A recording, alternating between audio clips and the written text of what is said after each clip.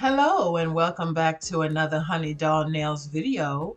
Before we get started, don't forget to like, subscribe, and comment. And while you're at it, hit that notification bell so that you may be notified of all future videos. So hello nail friends, I hope that you are doing well today. Today I am going to be doing a set of junk nails. Yes, I'm going to be doing a set of junk nails.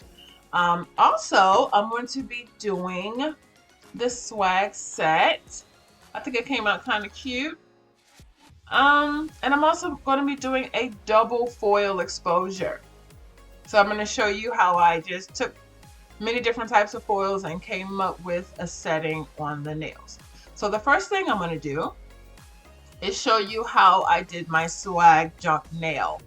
My polishes that I use is here, my pinklet, and of course my schizoid white.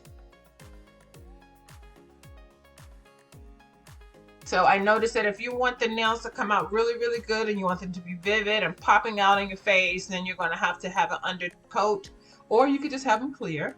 But I wanted my roses and everything to come out really nice. So I have 2 white nails, 1 pink nail. But before we get started with that, let's jump into this swag junk nail. So I am using my 28-day holding glue gel from BT Art Box Nails. Very good gel.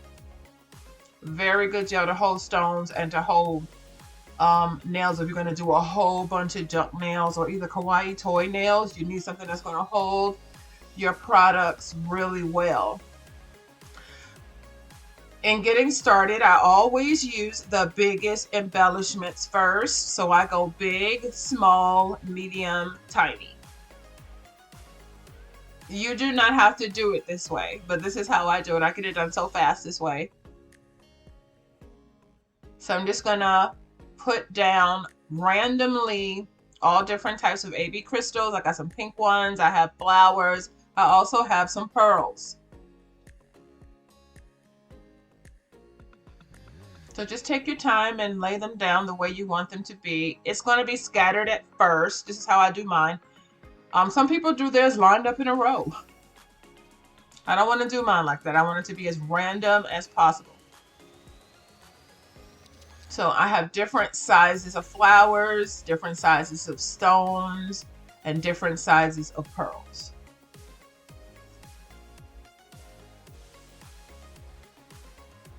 This is the time of the year when the nails start to get cute. The nails start to get so much fun now because now we're going to be going into spring soon. So after you have got your clusters together, then normally what I do is I push everything up to one corner. And then my negative spaces, I fill them in with the smallest stones that I have. That's how I do mine. I fill it in until I get satisfied with how it looks. Now, I like to use a thicker gel glue or a thicker glue because you don't have to worry about your stones falling off before you even set it by sitting it inside of your lamp. But I don't want it so thick that when I put it in the lamp, it rises up. Because one thing about gel, those of us that don't know, because there are some people that are just starting with gel will rise like a cake. So if you put too much gel on the nail to even hold on these stones, it will overpower what you're trying to put on. You will have bubbles, and then it could pop open and you have holes, and so you don't want that. So you just want to put enough. If you need more glue, you can. Everything is fixable before you put it into the lamp. If you have any questions about this design, please leave your information down in the inbox below. So this is how the first nail came out. All right, so now I'm going to show you the second one.